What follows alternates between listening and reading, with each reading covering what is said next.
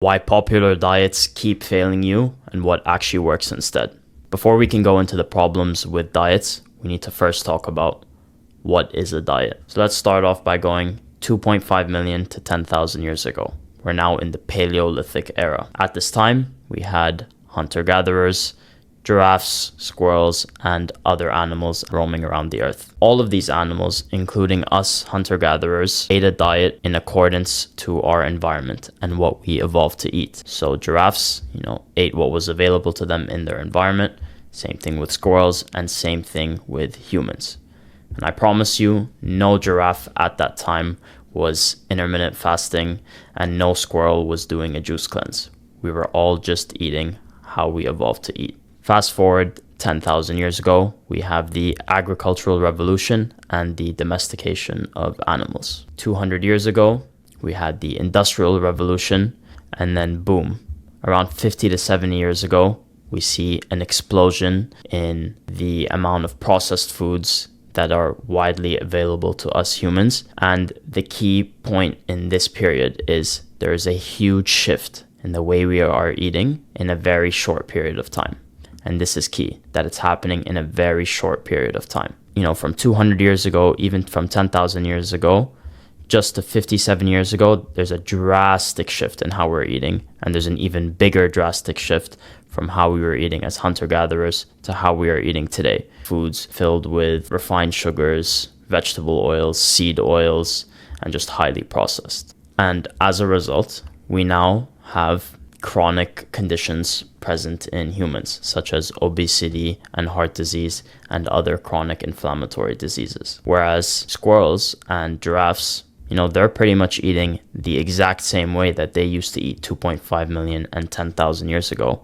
And last time I checked, I haven't seen a squirrel being diagnosed with obesity, and same thing for a giraffe. And I'm not claiming that diets are the sole cause of chronic inflammatory diseases, because it's a multifactorial issue. But I think it definitely has a role to play, and it's definitely something that we should be looking into. Another key point that I want to make is that the way we use the word diet and diets has some nuance. So when we talk about giraffes and squirrels, we don't say that these animals go on diets. We just say they have a diet. Hunter-gatherers also used to have a diet. And so my question is, why aren't we talking about what is the human diet? Why are we only talking about, which diet should we go on? Should we do a paleo diet? Should we do a keto diet? Should we do a carnivore diet? Where there actually could be a human diet, which is suited based on our evolution and our genetics and our biology. I put this infographic here to kind of put into perspective what I'm talking about. So this is our time on Earth as Homo sapiens. And you can see just how much of that time was spent as hunter-gatherers. And this tiny sliver here is how we see modern humans today. What we can take from this is that our genetics were primarily suited for the hunter-gatherer lifestyle, because genetics and genes take tens of thousands of years to evolve. And so when we had this drastic shift in our environment, our genes and our genetics simply just did not have enough time to catch up with our new environment. And I've also put in here, just for additional information, our step count has drastically decreased from the Paleolithic era to modern day. This is on average, of course. And same thing with body fat, it has drastically increased, from the average of 8 to 12%, most likely for males, because females have higher body fat percentages, all the way up to 25%. And so what are the popular diets that we see today? There's keto, there's paleo, there's vegan, there's carnivore, there's if it fits your macros, and a lot more. But the key thing with these popular diets, and the common thing between them, is that around 80% of people who go on these diets regain all the weight that they lost within just 6 months. And so why is that? I've actually made a free resource which breaks down the 5 popular diets and the pros and cons for each of them and what to do instead. So if you want to check that out, the link for that will be in the description of this video. But moving on, let's talk about the problems with these diets. So what are the common problems between the popular diets? The first is that they're not automatically healthy. So let's take keto. On the keto diet, the only restriction really is that you need to limit your carbs. It doesn't tell you what types of fats you should be eating or what type of proteins you should be eating. And so as a result, you can either eat this style of keto, where you're eating healthy fats such as avocados, walnuts, other types of nuts, and healthy proteins like wild-caught fish, grass-fed beef.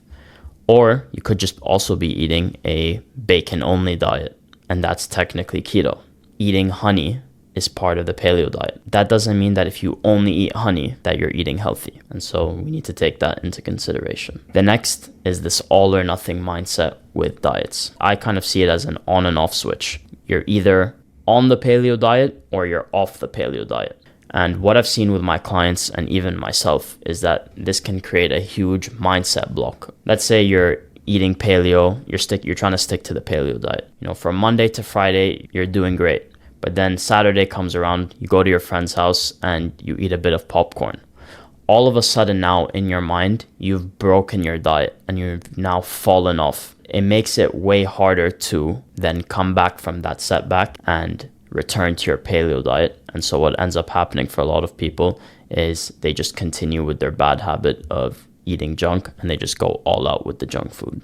Next, unrealistic and just not sustainable. So let's take the If It Fits Your Macros diets for an example. I don't know about you guys, but I really don't want to be that guy who's at a restaurant with their friends, pulling out a weight scale and checking the weight of every single thing that I'm putting in my mouth. And you can imagine how much harder this is even when on vacation. I also don't want to be that person who's constantly just pulling out Tupperwares of food everywhere I go because I have to eat in such a strict manner. And so what ends up happening is that because these diets can be so restrictive and put so many conditions in place, is that they're just not sustainable, which is why 80% of people regain all the weight back in 6 months, because they simply just stop following these diets and they go back to their old ways. Last, we have missing vital nutrients. Almost every single one of these diets are missing key vital nutrients, which could be why many people have to stop doing these diets and return to a more balanced way of eating. So let's take keto and carnivore. You are cutting out pretty much all fruits from your diet. And so where are you getting your vitamin C? Honestly, I'm not sure. Next, with carnivore. Fiber tends to be a huge issue for people doing the carnivore diet because it's simply not consumed. Fiber is primarily found in things like nuts and seeds and fruits and vegetables, and you're just not getting that on the carnivore diet. Next, if it fits your macros. Since the main restriction here with if it fits your macros is about macros and not micronutrients, people often just completely abandon the need for micronutrients and they just focus on those 3 macro groups: protein, carbs, and fats. Oftentimes you'll find that people are deficient in a vitamin or in a mineral, and it can have huge implications on their health. And lastly, with vegan, it's the pretty popular one where a lot of vegans just don't get enough vitamin B in their diet. And just as a concept here, if your diet is missing vital nutrients, I think that should be a red flag because, again, going back to our history as humans, we used to have a diet and we used to be able to access all of our vitamins and our minerals from that diet and from the way we ate. We didn't have supplements available to us. And so we must have gotten all of these vitamins and minerals from the things we ate in order for us to be able to survive. Now let's talk about a better approach. You might be asking, okay, then what should I eat? This is kind of how I like to think about it in my head.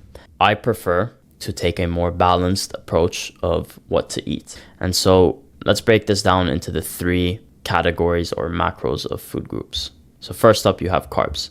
Instead of going immediately from eating ultra-processed foods such as candy, sugary drinks, and desserts, all the way to eating only fruits, vegetables, and things like raw honey and even maple syrup.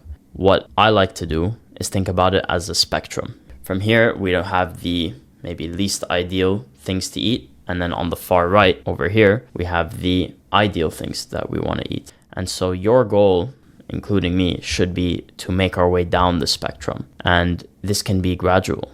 So for example, we can go from eating ultra processed foods to eating refined grains. And that's technically an improvement.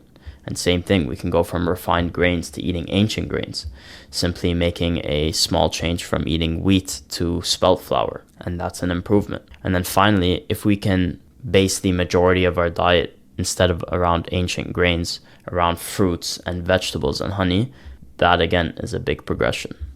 And it's the same thing with proteins. On the far left, you have things like processed meat, cold cuts, and fast food. And I'm not going to go into, what are the negative effects of these foods, because I think it's just so commonly understood that these things are pretty disastrous for your health. Moving from that, we have grain-fed animals, and these are animals that are typically, living in poor conditions. So, chickens that are cooped up in cages with pretty much no space to move, and there are so many negative effects that occur because of that, including disease, which is why they have to pump them with antibiotics. And that's a whole other rabbit hole we can go down on another video. Moving from grain-fed, you have pasture-raised animals. And if you just think about it as a principle, why are pasture-raised animals, healthier to consume versus grain-fed animals? Well, maybe it's because these pasture-raised animals are eating closer to the diet that they evolved to eat. And then finally, we have wild game. These are just animals such as venison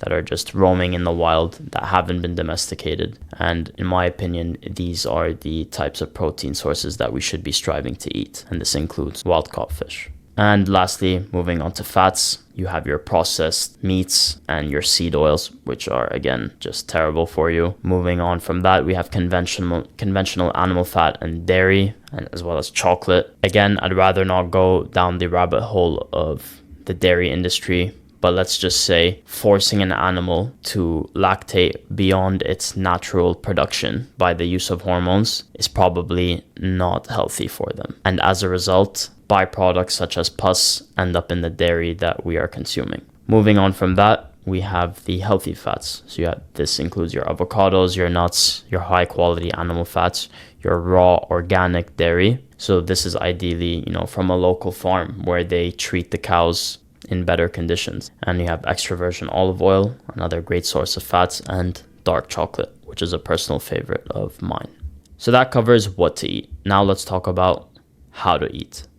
So as a general rule, I prefer systems over willpower. And the reason why is, at the start of a diet or at the start of a program, you might have a lot of motivation. And so you might not be relying a lot on willpower. But what you typically see with these programs and with these diets is that motivation is pretty high at the start. And so as a result, it doesn't really take that much willpower to stick to. But motivation inevitably declines. And then as a result, to stick to that diet, you need a crazy amount of willpower to just sustain it, which just isn't sustainable in the long term. And that's why I prefer using systems to stack positive habits in the long term without over relying on willpower. So the first thing is high leverage habits. What do I mean by that? High leverage habits are the 20% of actions that you can take which can drive 80% of your results. For example, a lot of the time when it comes to health, people are over focusing on supplements.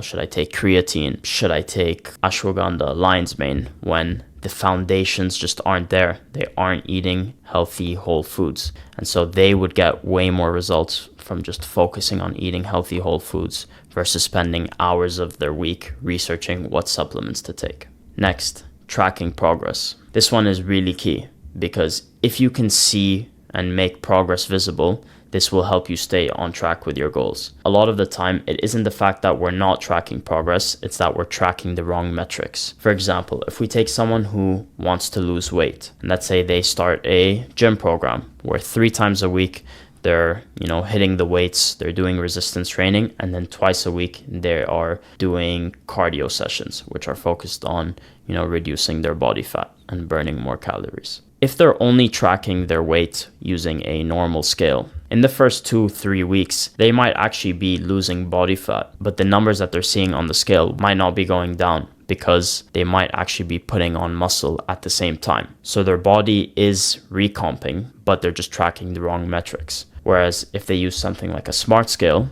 my favorite smart scale is from Hume Health. I'll put a link in the description if you want to check it out, and you can use my code if you want to get a discount. Not sponsored, but it is the scale that I personally use. these types of scales show you the actual metrics that you want, such as body fat percentage and muscle mass. And even if they're not, 100% accurate, tracking those variables will make your progress more visible, especially in the short term. And those small wins can really help you stay on track. Lastly, it's accountability. And this is arguably one of the biggest components of making progress within your health and just in other areas of your life. And I've broken this down into 3 things. First, we have social groups. So oftentimes what I do for my clients who are struggling to, let's say, stick to a workout plan, instead of having them go on and do workouts alone in the gym or go on walks alone, I will try and encourage them to join a walking or a running club or do a workout class in the gym. Because once you start building these connections with other people, it actually keeps you accountable to going to that group. If you don't show up, then all of your friends who are there are going to be like, oh, where's Jad? Why didn't he come today? And so subconsciously, you're sort of building an attachment to this group, which can be a really great thing. Next is we have coaching. So this can come in 2 forms. And ideally, you want to combine both of these forms. Most likely, the best form of coaching is going to be one-on-one coaching. So this could be in person, on Zoom calls, where you and a coach, so this is me and one of my clients, breaking down their nutrition. And the benefit of one-on-one coaching is that you really just get personalized custom plans, and the coach can work with you, if they're a good coach, to help you set up your environment for success. And the other part of coaching is daily accountability, and this could be done through messaging. So I like to send my clients, a daily message on WhatsApp or Slack or Discord or whatever platform they like to use, saying, hey, just wanted to check in, make sure everything's going well, and see if you did what you were meant to do for the day. And you'd be surprised how far that one message can go. Just from that one message, it helps people, stay on track, and they start looking forward and anticipating that message coming. And as a result, they are more likely to stick to the habits that they committed to.